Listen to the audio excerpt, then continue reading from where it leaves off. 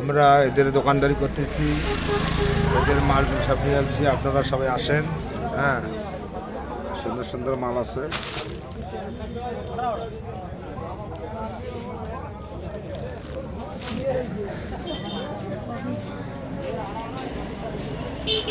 সুন্দর সুন্দর মাল, চকচকা মাল আছে। ঠিক আছে, যেগুলো মাল হবে ভালো মাল, একদম চায়না।